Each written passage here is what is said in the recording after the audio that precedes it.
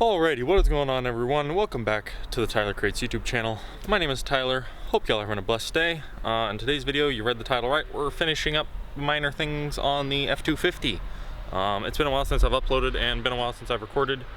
The garbage truck is very loud going by. Feeling a little bit under the weather today. It's a little cold, not too bad though, but I've just been not really wanting to work on the truck. I'm getting really tired of working on it, but such is the way things go, I guess. I also got some other things planned that I'm gonna do. I'm filming. The sunshine is very bright, but we're gonna jump right into it. I'm starting with the hardest thing first. So the things I want to accomplish in this video, I need to replace the sunk float that is in the rear tank. I need to put the new distributor in and see if the vacuum advance works. I need to put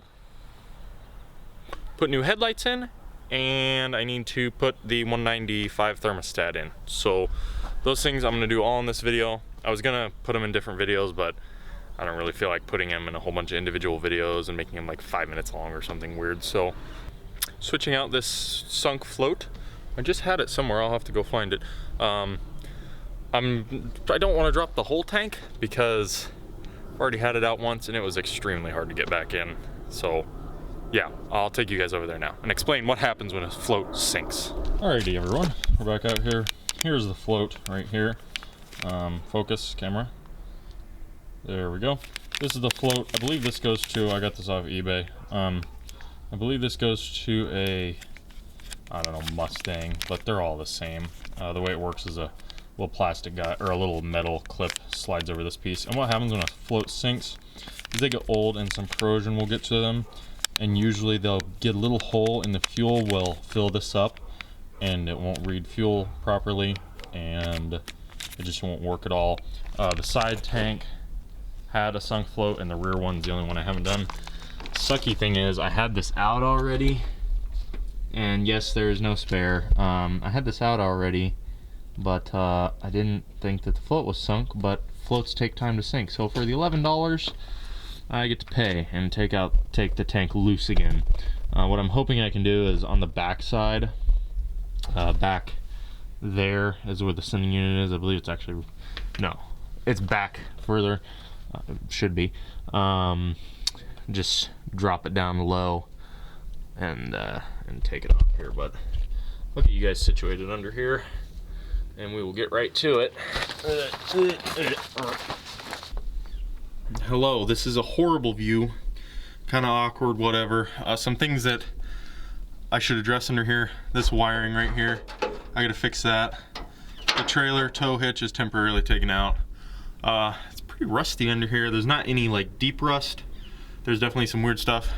And the pumpkin has got a seep. It's not leaking. I just, a couple of minutes ago, probably about 30 minutes ago, I took the plug off and it was actually more full than I had put in there. So we're gonna get to taking these guys off. I've already had these off. There's 4 of them, and this should fall down. Hopefully I can just tip it sideways.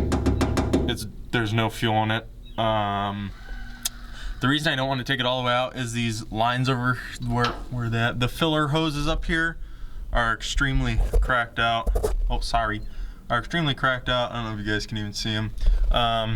I don't want to take them off. They took me, I literally was like up in the fender well here, like as hard as I could. I was shaking trying to get those on with grease and everything, and they would not go on. So I got them on. It was very difficult, but I've been under here before, had this tank out, pressure washed it. And yeah, so I've done this, but we're just gonna take these off. I think these are 1/2 inch, if I had to guess. I'm gonna get you guys pulled up on your little tripod doodad. I don't know if there's any YouTube videos of this. Also, if you guys could drop a like and share, that'd really help. We just got to 700 subscribers. Super stoked about that. Because now we only got 300 to go, and I can get monetized. What monetization means is endless creativity, because then I get paid money. Also, side note, just in case something happened with YouTube, I have a backup account. I'll link it in the description below on a different platform called BitChute. That's B-I-T-S or B-I-T-C-H-U-U-T. BitChute. It's a video uploading platform where I want to have a secondary, be smart about it. So feels good to record. I'm feeling a bit under the weather. I just haven't been feeling like recording really, which is okay. It happens, as I thought, 9/16. And this tank is definitely dry. The whole reason this happened is I put a whole bunch of fuel in this tank, and the symptom you'll get with a freshly sunk float is you'll fill it up and it'll be great for like a day, and then you'll go back out to the truck and it'll read empty. And I was like, dang, is the fuel, for some reason I thought the fuel was evaporating. The like gallon to 5 gallons I was putting in this tank was evaporating. Not how that works. You can't have 5 gallons of fuel evaporate out the filler neck. That would be, I don't know, that'd be insane. So this float will slowly sink. Sometimes they're really bad and they'll sink quick, but most of the time they have a pinhole is what they have. Looking around here, you have your float ground, you have your float fill line up here. What are you doing? What are you measuring? Taking this and putting it back. Oh. You'll have your float ground here, which I have cleaned off already. Your float line up, or your float line, your sending unit ground, your sending unit line up, because this is a dual tank, not just rear. It goes to a switch to switch between tanks, and yeah, and there's some other wiring, 2 wires that go up to the sending unit. So I'm just going to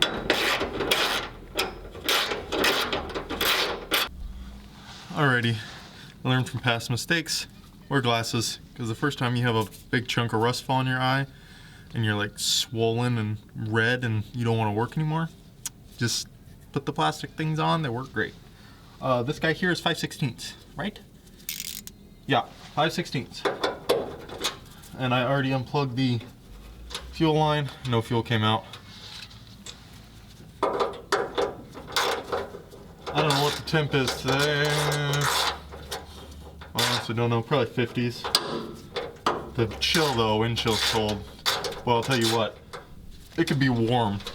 And if the wind is chilly, you're toast. You just don't even bother. That's still clean as I remember it. One thing I do remember about this tank being a pain in the butt, someone has been under here and chopped stuff up bad. Like, you guys see that? These 2 tabs here, someone chopped those off. This camera is not wanting to stand. Bad design, it'll do for now. There's a tab up right there that's chopped off.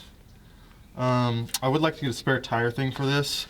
You can buy them. They're harder to find, but it's basically Ford's kind of sucky design. I wish this had I really wish. I don't actually know if F250s came with it. The in-bed tire holder, but this thing's equipped with the saddle tank on one side and the storage on the other, so I don't think you could get a in-bed or a side storage for a spare tire. Normally it goes here, and there's this thing that runs across and goes somewhere over here, which has also been chopped off and bent over down the road. Not right now.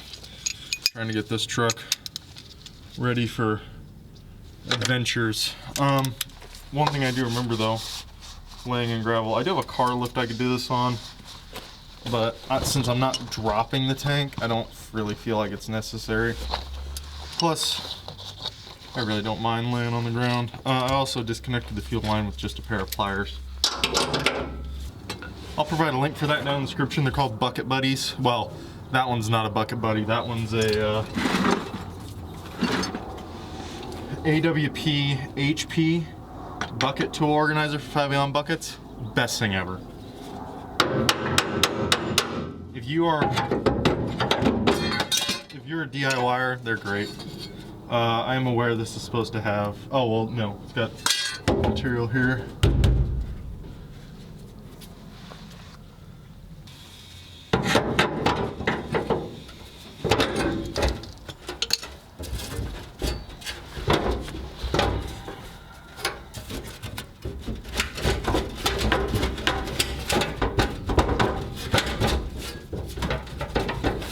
You know, I remember this happening last time.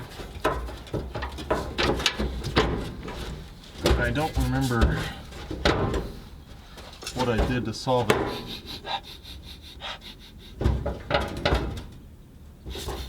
I smell fuel.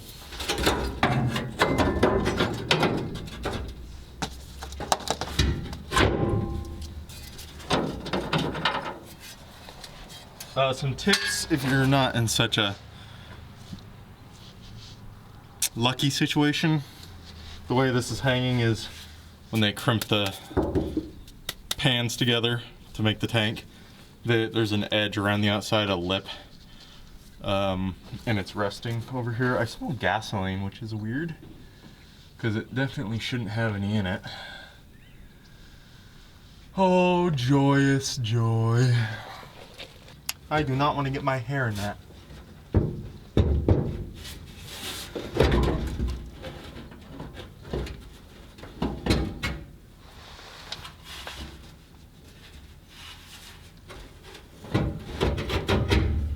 Okay, I believe right there is all I need. I need these pliers to get this off.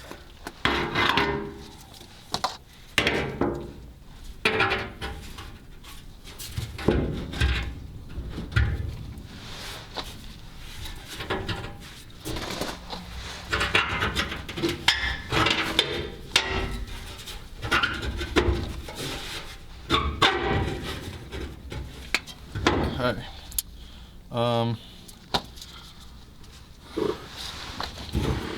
I got a rock. Where is it?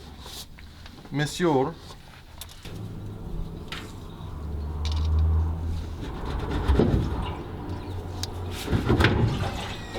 Okay, so there is a little bit of fuel in here. What I'm gonna do is, so it's not resting on those pipes and pulling my thing out of the bed, I'm gonna go get a block and put it here because I should be able to get up there now and get the thing out. I'll reposition you guys. I'm hoping there's not a lot of fuel in here.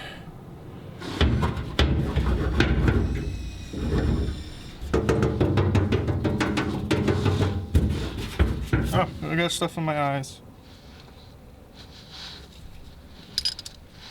Just keep the eyeball closed.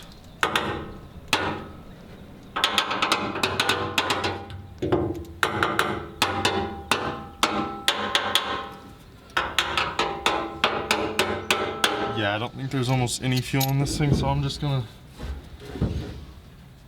I got some wood right down there, just holding this thing up.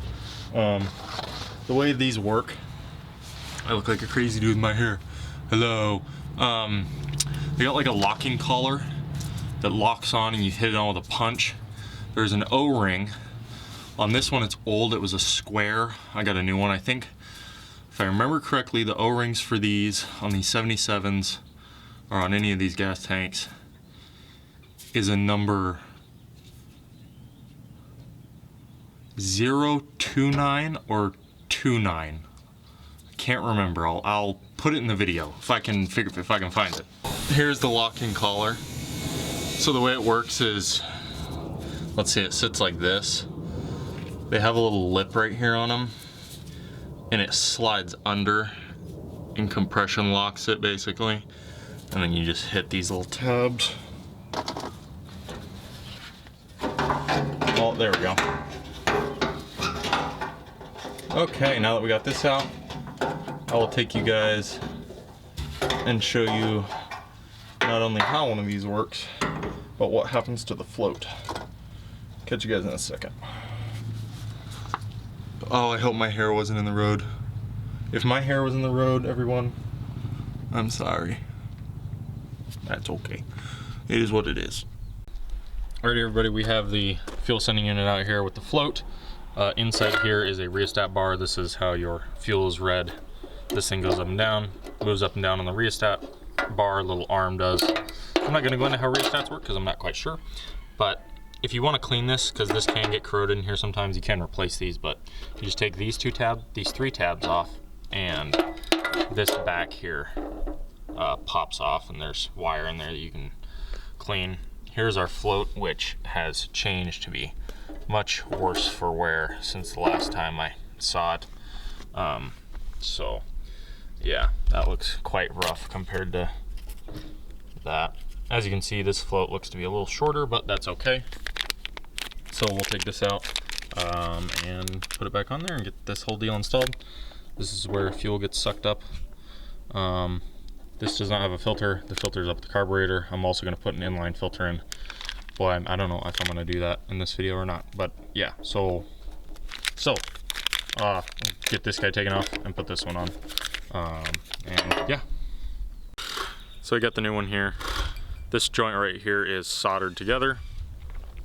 And we have, of course, the sending unit here. The way this sits in the tank will actually be like this.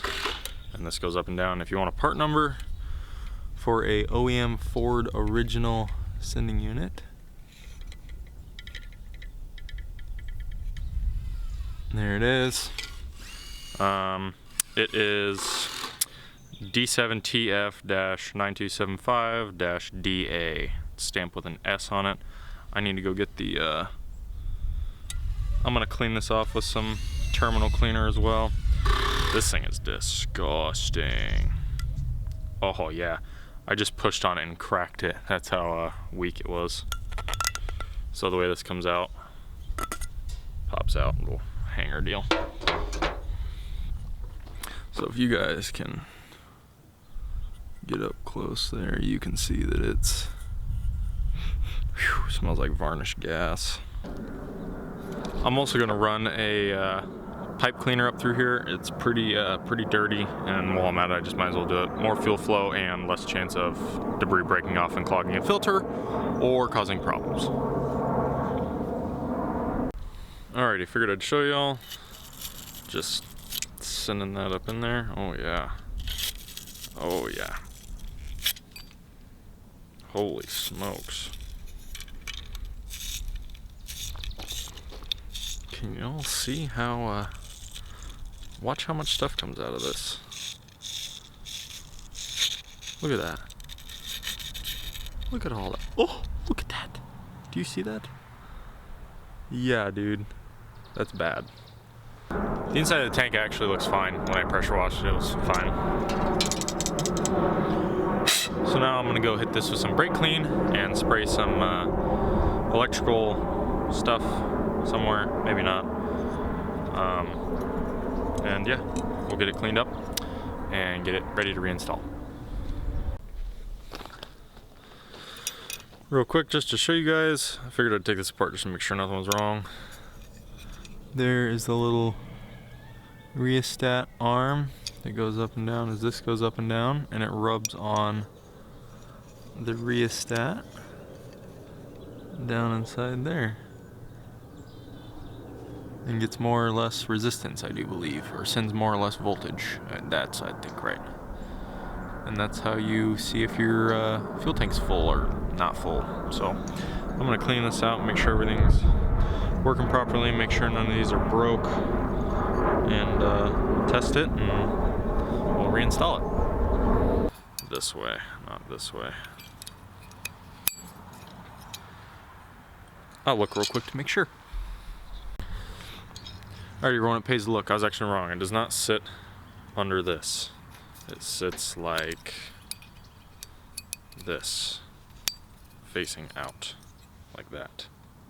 So, this thing is ready to go back in.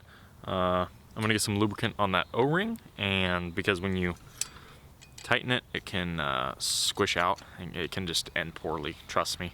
And we'll get this back together and get the tank back in. Maybe show you guys some of that, I don't know. But, oh, and I'm gonna check and make sure this thing actually works, so catch you guys in a little bit. Just to show you guys this thing's working, I have it on 200 ohm resistance as I move the thing up and down. The number changes from there. Ta-da! So, good to go. I'm gonna put it back in. I don't know if it's within spec, but whatever.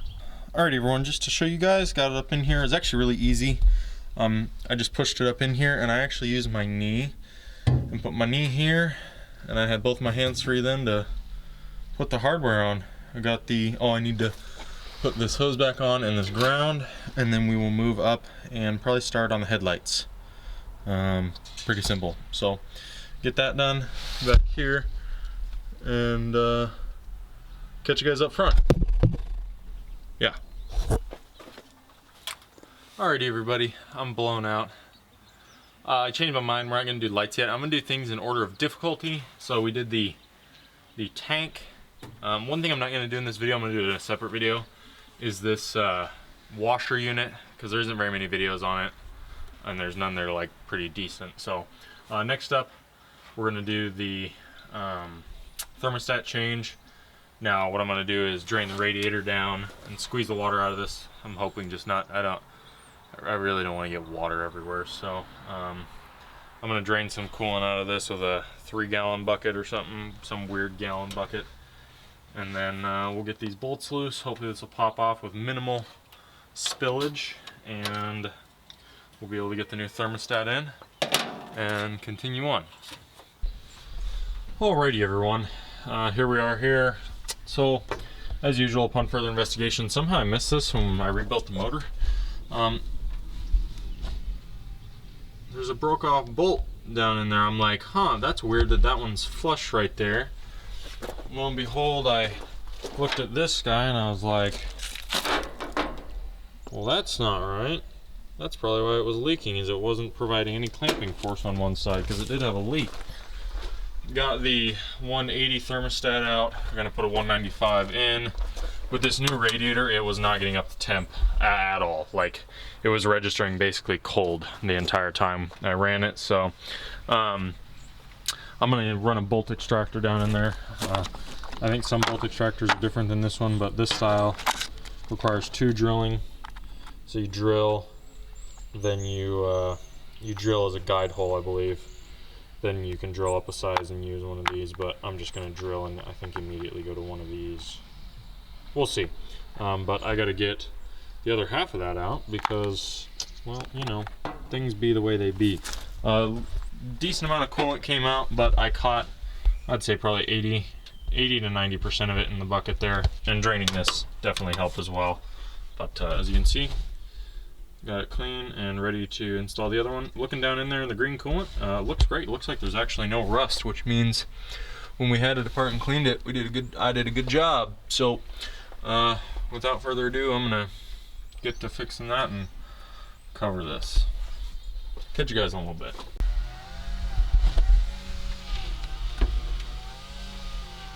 Alright everybody, real fast, I want to show you guys how I'm getting this out. So this is there's a couple types of well, this is a screw extractor.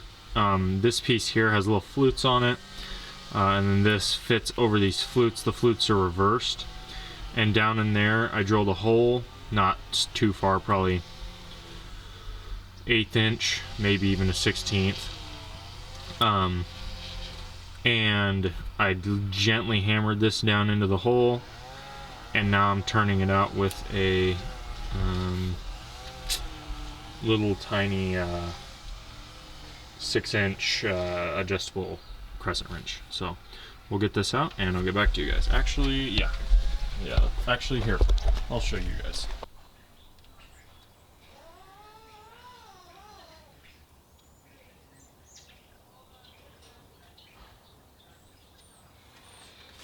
And there it is, everybody. Ta-da! Got the hole drilled in the end. That goes in the end. Now we can finally get this thermostat back together. Alright everyone, so we got the bolt out, the end of the bolt that was broke off. So one thing I noticed, these are both off Rock Auto. This is 180 or 180 Fahrenheit or 82 Celsius. And this is 109 or 195 Fahrenheit, 91 Celsius. This was just a generic one. I think this goes to a modify or a Cleveland or a Windsor. I'm not quite sure. They're basically the exact same in terms of diameter, as you can see. The only difference is, and I wish I could get it off, the 180 has a cup on the end of it. You can see that cup there, and the 195 does not have that cup. What this cup does is on these trucks, they technically take a special thermostat, but nobody does it anymore. No one even makes the thermostat. They're like some crazy thermostat. If you've seen the previous clips inside, when this relaxes, this extruded piece here goes down into a recirculation mechanism that they designed into the block on the engines to, I think it was to help it warm up quicker or something weird. Well, this thermostat doesn't have the thing that goes on the end. If you were to have cooling problems, that can also contribute to it because it allows circulation inside the block, but can't do anything about it. So I'm gonna get this installed. Surface is clean, everything's good to go. And yeah, we'll get this in, and the gasket, and yeah, get it installed and we'll be good to go.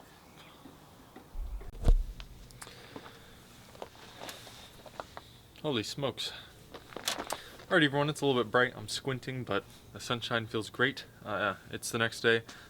The last clip I said I wasn't going to do the distributor. I think I am going to do the distributor, because I forgot I have to change the distributor gear from the machined one to the cast one. There are two different types of gears. If you do not use the correct type of gear with the correct camshaft material, it will wear weird and can do all kinds of problems. Long story short, you're supposed to do giant plane going overhead. You're supposed to do machined gears with machined cams and cast gears with cast cams. Well, this is a cast camshaft, so gotta take this cam that's on here and put it on the new one because the new one is machined. So I'm gonna go ahead and get this out.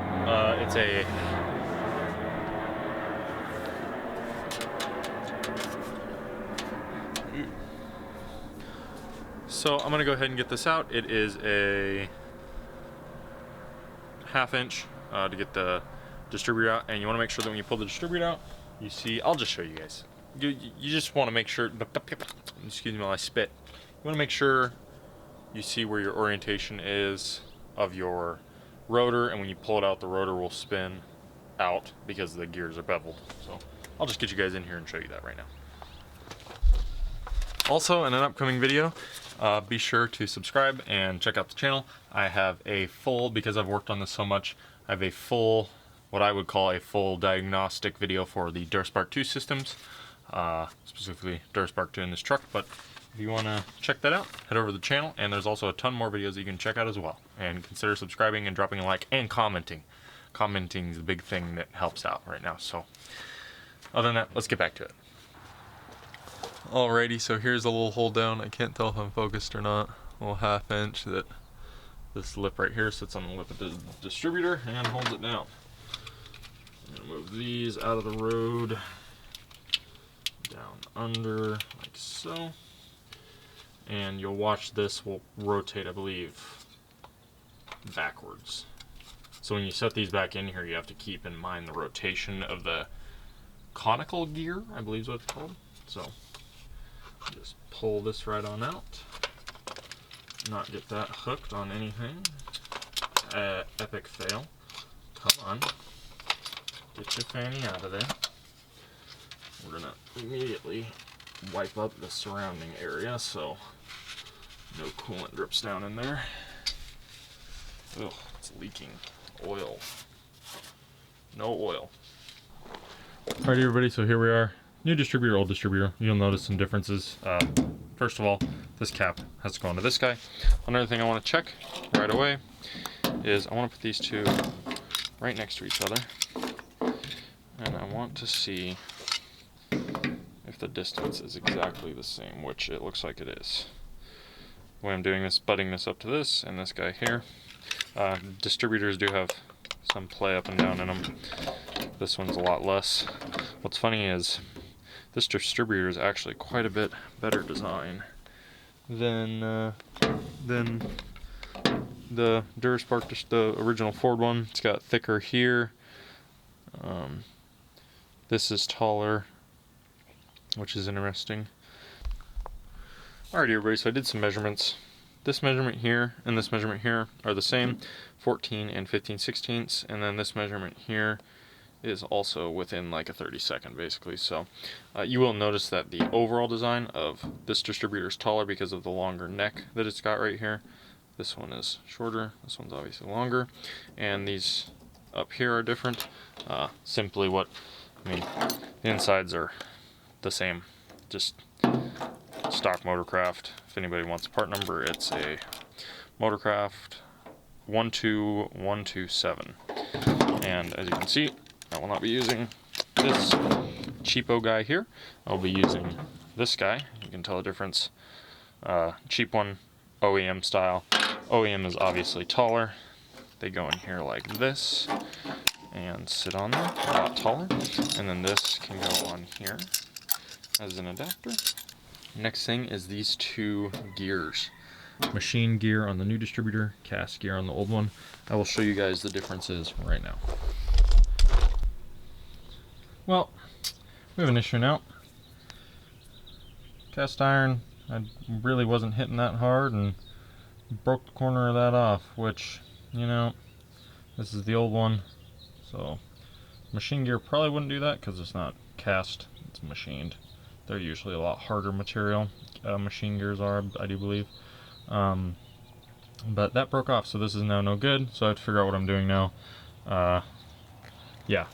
I'll get back to you guys. I don't know. It'll probably be a couple days, honestly, because I'm probably going to have to order one of these offline or something crazy. So I'll catch you guys whenever. Fun stuff. Not a dull moment with the Ford. Literally never. Just to show you guys a very up-close difference. You can really see it here. You can tell that it's also cast because of the way the shear looks on the, I used to call that the flute of the gear. See how it's all like very chowdery, like sand looking? Whereas if I were to break this one off, it would be a very clean break. I don't know if you could actually break one of these off. It might just mush it off because it's a different, it's machine. You can also tell, I mean, you can really see the difference in the gear. So I'm looking right now to see if a 351 Windsor gear fits on a 351 modified gear, if they're the same gear, because there's really none for the modified, and I don't really know online, like no one really, I don't know. I'd really beat on this thing. Don't beat on it down here. I just wasn't even thinking. Just wasn't thinking. Whatever, you know, you can only do what you do. And so I beat it on up here. And this is actually really hard to get off. This just literally slid right off. This was so much easier to get off than this. And you can tell that this had been wearing funny. It had basically not been wearing on half of the gear down there. So that's also was something that's not good. If I had it my way, I would honestly probably have chosen a machined camshaft, but I don't know. We'll see what happens, ladies and gentlemen. I will keep you updated and get back to you. Oh, also, I figured I'd show you guys. These are the little clips that got drove out. This one is the new one. It's just a super simple style clip. This one is actually quite different. This is the older one. It's almost wound together like a spring, a giant flat spring. Like there's multiple windings inside there, so quite different in their construction. So if you're beating on this, be careful not to beat on it with something too small, so you can actually push the center of this metal out and, like, you know, kind of like rolling the toilet paper roll back up or something. It'll be all screwed up. You'll have to like mush it back. So I'll get back to you guys. They're also the exact same length, but get back to you guys here in a little bit. Oh, actually, not yet. Now I don't know if I did this. I think I may have. Oh, I definitely did. I didn't realize that. I beat that up. There we go.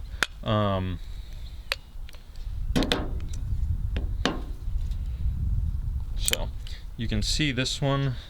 I think I may have done this. Has quite a gap there. I think I probably did that. And I definitely had beat on this thing. I don't think I bent the shaft at all though, because that would be very serious if I bent it. But you can tell the difference. Ford's design actually, I mean, back in the 70s, I don't know. It seems this was quite this distributor. I think it was like 40 bucks or something. And I actually like this design a lot better than this one, where it's got that slightly longer, it's not really that much longer at all, but it seems a better design. I don't know. Less stuff maybe going on. It's just more simple, so just want to show you guys that the difference there in the two. So other than that, I'm going to see what I can do. Oh, it is bright. Alrighty, everybody. Since I can't now work on the distributor, we're gonna move on to the headlights. These are fairly simple to remove these. It is 3 screws and this front plate comes off, headlight falls out, and you just pull the plug off the back of it. You'll see. You probably will need to readjust your headlights after doing this, so just keep that in mind.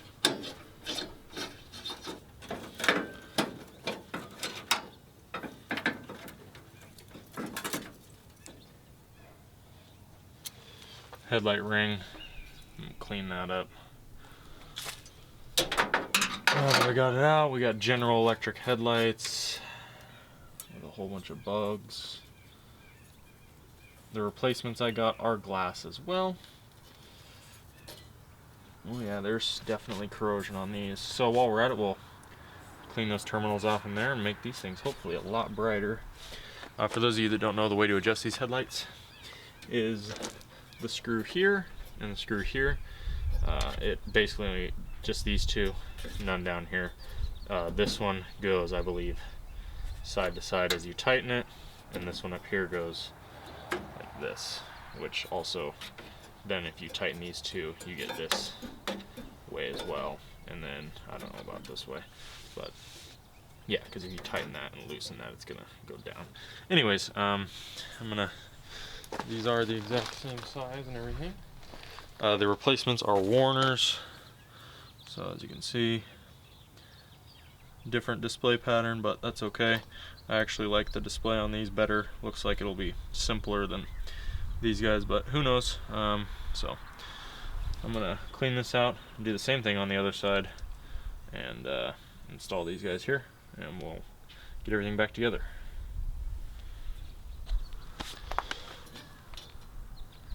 Go ahead and take the little cover off there and slide it on. I'm gonna slide it on and off a couple times.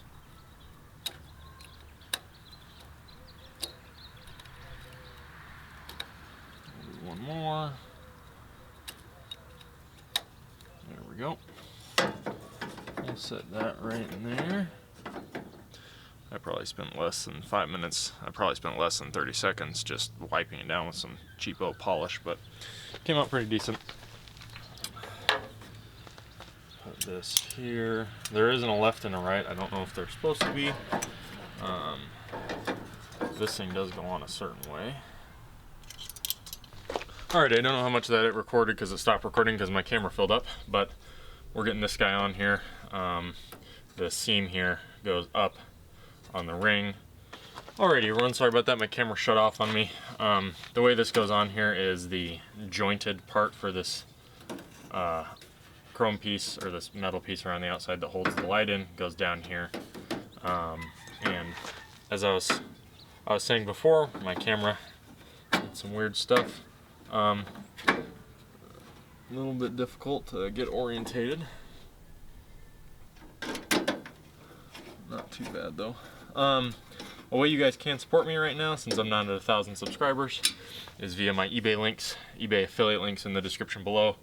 No extra charge to you. I make like 3 cents or $1 depending on the size of your purchase, but it's a way you can help me out, because right now all the content I've done is free and I've invested a lot of money in content. So you don't have to, but it is a way that you can support me.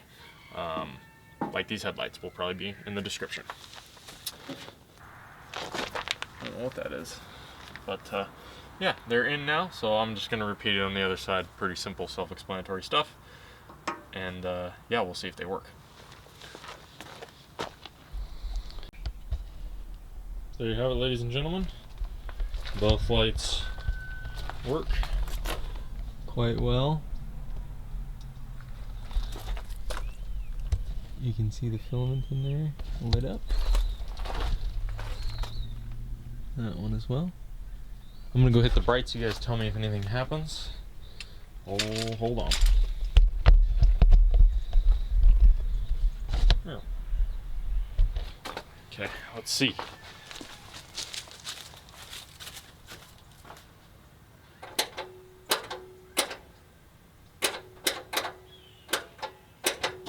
Honestly, I don't know what is what. That looks pretty darn bright.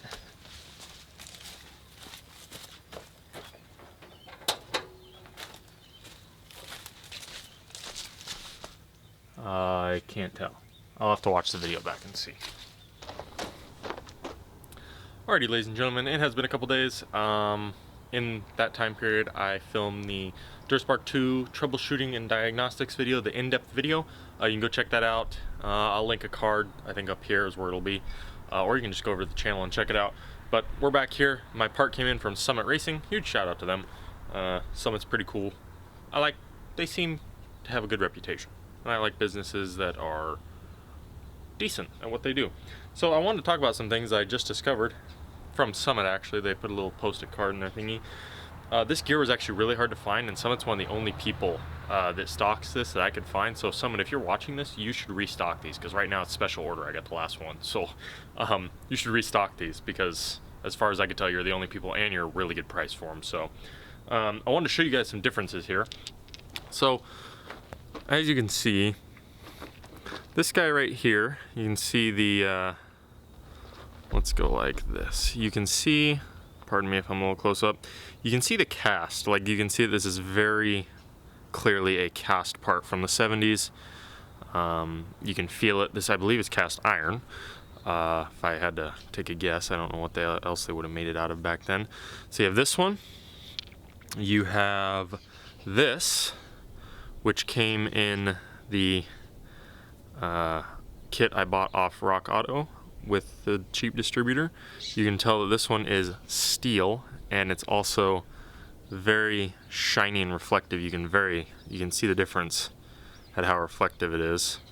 Super reflective. And then you have the one from Summit. Now at first I was like, oh dang, this one from Summit is also steel, but it says it's iron, and you can tell that it's iron because it's a different color. It's iron. It looks like it's cast iron that they machined down.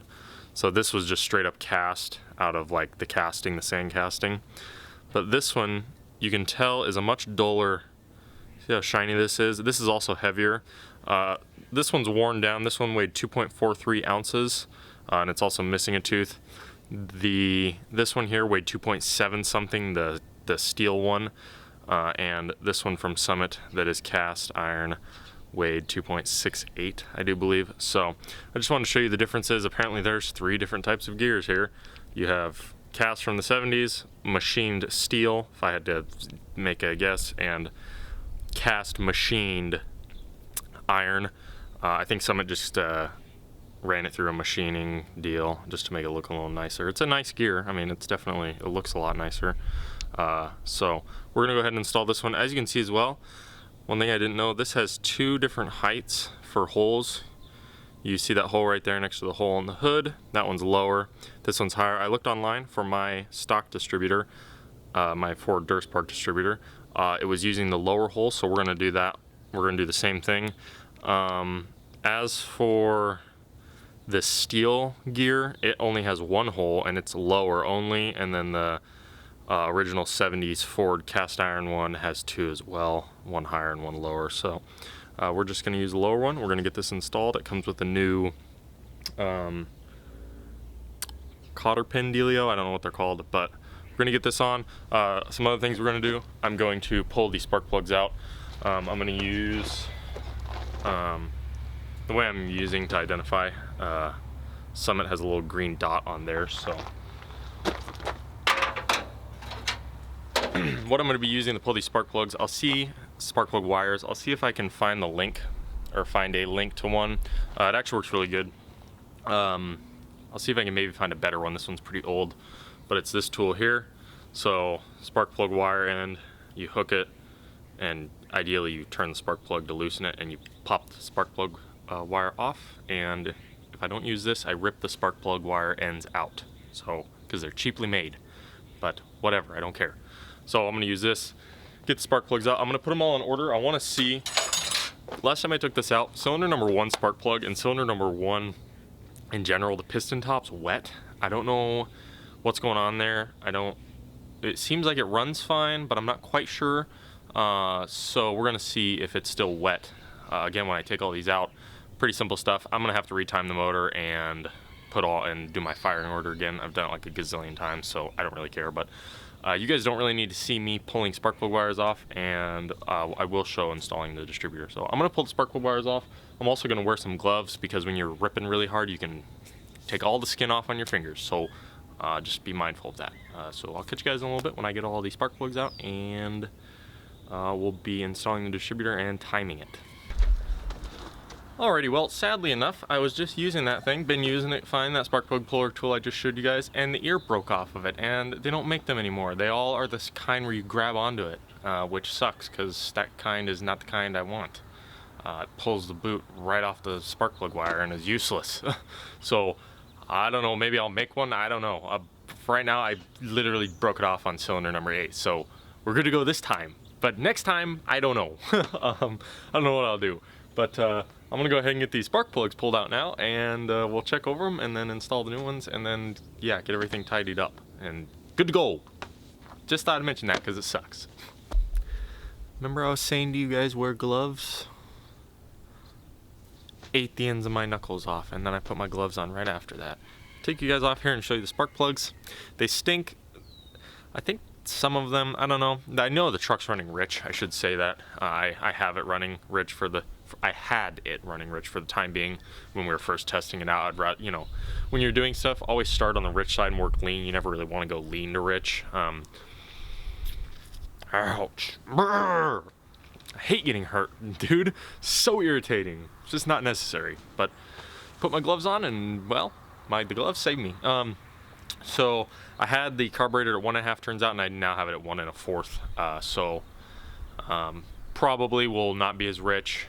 So I'll take you guys and show you the plugs now. Alrighty, so here are the plugs. You have them in order: 1, 2, 3, 4, 5, 6, 7, 8. Driver side, passenger side. So as you can see, the 2 fronts are pretty good. That one was rich, and then that back guy was fuel fouled. Well, I don't know. It hasn't ran in so long. I haven't started it. Decent. Almost. I don't know. Rich again. These 2 here are rich. The back 2 cylinders. So doesn't look too bad. All in all, not great running, but also not super bad. So I'm hoping that turning them in will be turning the mixture screws in a little bit to reduce the compounded factors of a carburetor. If you don't know, carburetors are compounding, so turning the idle mixture down leans the mixture out in the run circuit, I do believe. So we'll get the other ones out, make sure they're all properly gapped to 0.44, and get them installed, and then we will throw plugs back on, check our firing order, and put our distributor in. Just to show you guys for reference, got a new spark plug right here. Oh, I'm shaking, dang it, come on. Jiminy Christmas, I usually don't shake that bad. There we go. That one there, compared to all the others, you can obviously tell which one is new. Jiminy, dude. I don't know why I'm shaking. Okay, let's get this installed. Alrighty, for those of you that don't know, this is how you gap a spark plug. This is a spark plug gapping tool right here. It's super old.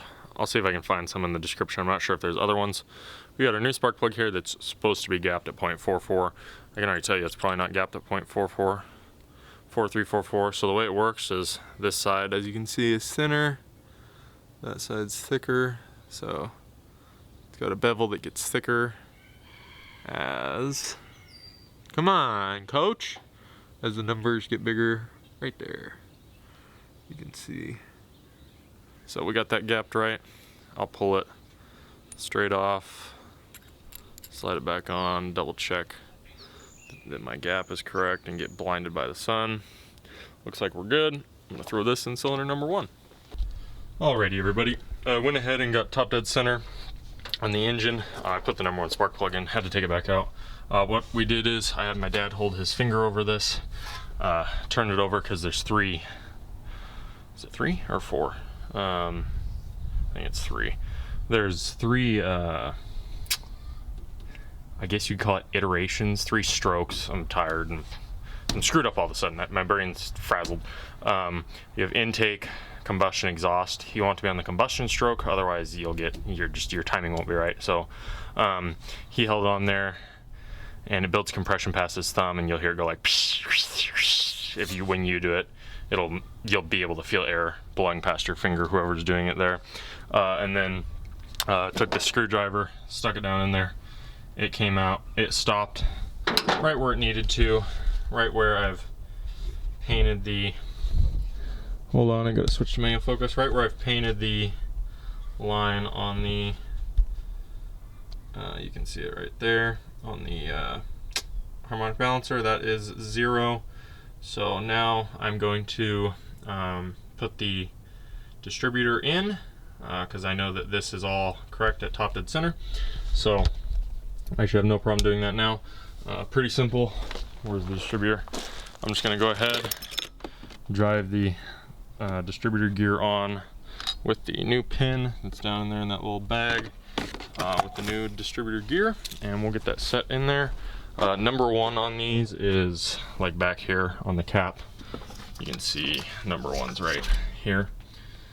So it sits basically facing this back corner, like right in here.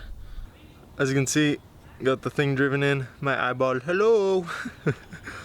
On the lower one, got it driven in flush. I just held it and lightly tapped it in. Make sure you don't hit the gears. That would be a bad day. I didn't set on anything. I actually held it up against my stomach and just lightly tapped it in. So we're gonna get this installed now. I need to go over here. Oh, you know what?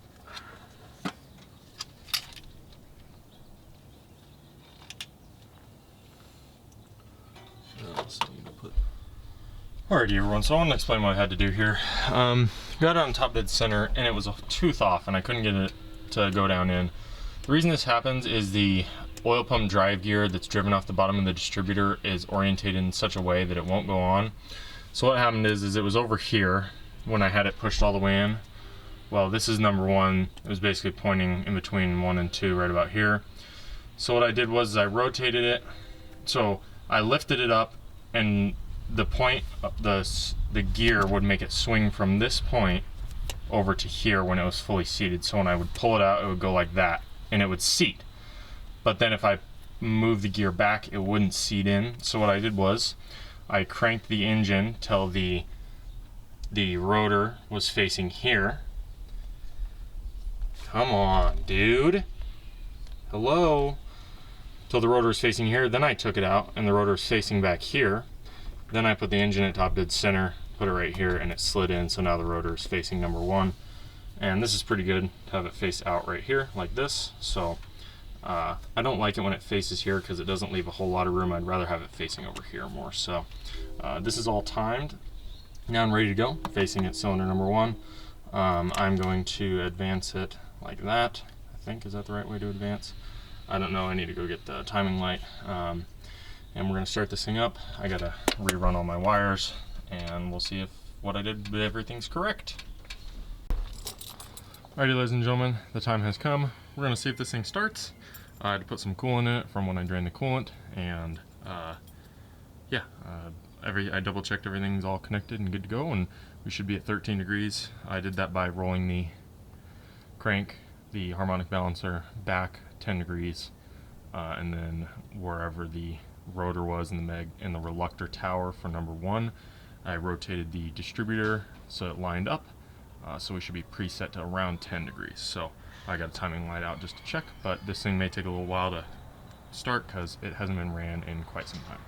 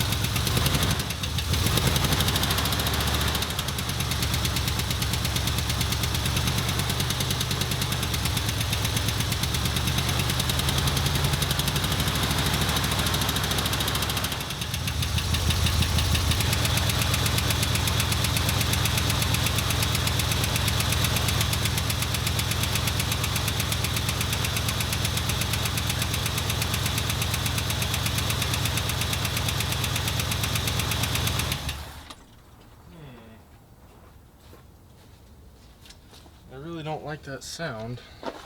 That's brand new. That was not like that before. So this is at 10 or 15, 13. I'm gonna go ahead and tighten that down. Boy, I don't like that. That is a like lifter tick to the max, dude. Jiminy Christmas, that's loud. Is that condensation? No. I don't know why it would be making such a horrible lifter noise. It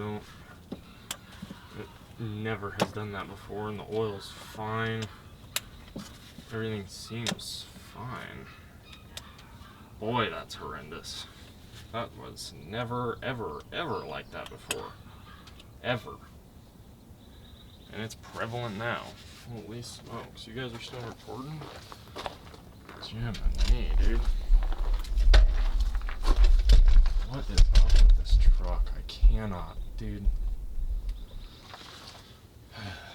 Just see what happens. Okay, I don't know. I took the distributor out, looked at it, and literally put it back in, and it's fine. The lighting's garbage. I'm sorry, guys. I'm like really like taking. I don't know.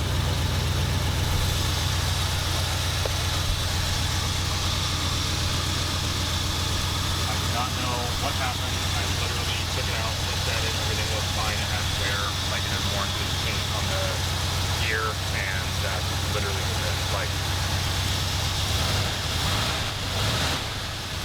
Don't know. I do not know. Everything sounds fine. I had that often look down in there. The cam, this front lobe that goes to probably I think number 1 looks fine. So I have no clue. I don't know. I couldn't tell you. So what I'm going to do now is I guess let this thing warm up. I'm going to double check, make sure I'm at 13 degrees of timing. Yeah.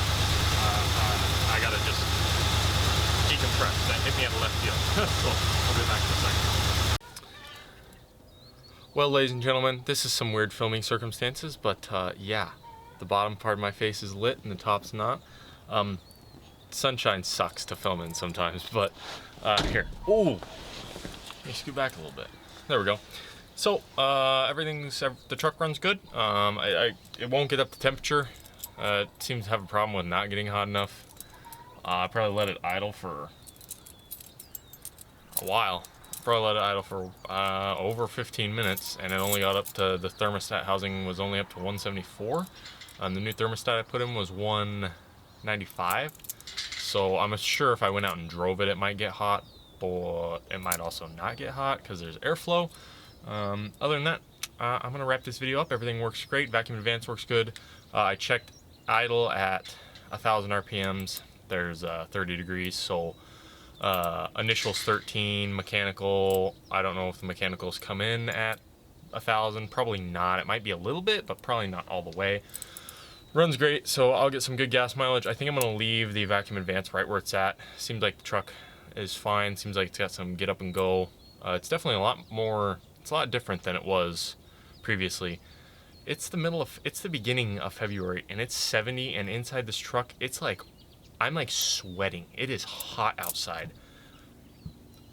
Y'all better pray for some rain, because if we don't get any, this summer is gonna be really bad. Other than that, hope y'all enjoyed this video. My name's Tyler. Me. Thank y'all for watching the Tyler Creates YouTube channel. My name's Tyler. Catch y'all on the next one. Peace out. God bless. Oh, yeah. I haven't tested that.